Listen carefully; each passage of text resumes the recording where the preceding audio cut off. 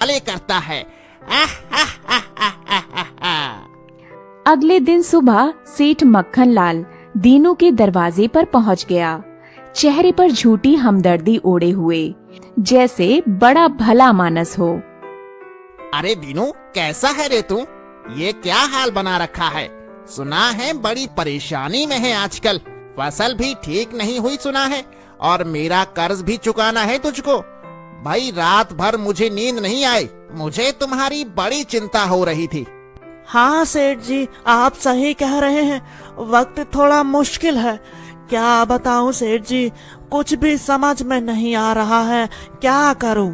हाथ बिल्कुल तंग है। अगर आपकी मेहरबानी होगी, थोड़ी दया दृष्टि होगी, तो कर्ज चुकाने के लिए थोड़ी मोहलत मिल जाएगी।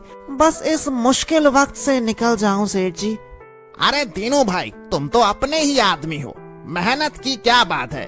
मैं तो तुम्हारा कर्ज माफ करने को भी तैयार हूँ। हाँ भाई, बिल्कुल माफ।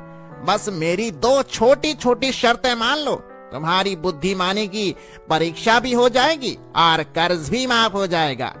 और मैं तो हमेशा तुम्हारा भला ही सोचता हूँ, तुम जानते हो ना।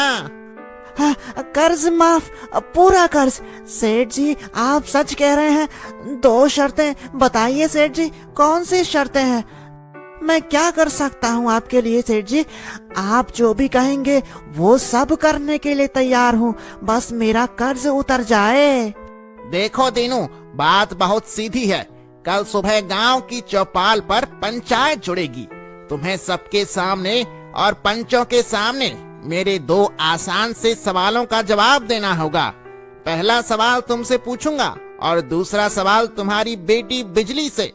अगर तुमने पहला सवाल हल कर दिया तो तुम समझो तुम्हारा आधा कर्ज माफ हो गया, और अगर दूसरा सवाल तुम्हारी बेटी ने हल कर दिया तो पूरा का पूरा कर्ज माफ, एक पैसा नहीं देना होगा।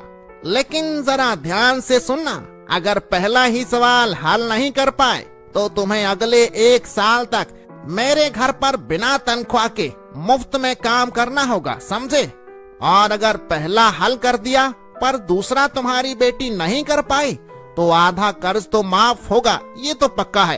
पर तुम्हें अपनी वो जड़ी बूटी वाली प्यारी सी जमीन का आधा हिस्सा मुझे देना होगा। बोलो बोलो बोलो, मंजूर है? ये देखो, मैंने शर्तों का कागज भी तैयार कर रखा है, सोच लो और लगा दो अंगूठा। 2 सवाल पंचायत में? सेठ जी मैं अनपढ़ आदमी हूँ, कहाँ मैं और कहाँ आपके टेढ़े सवाल। मैं आपकी बराबरी कैसे कर पाऊंगा भला? और जमीन मेरी पुरखाओं की जमीन है ये। अरे दीनू भाई, क्यों परेशान होते हो खामखा? इतना कठिन सवाल भी नहीं पूछूंगा मैं, बच्चों वाले सवाल होंगे।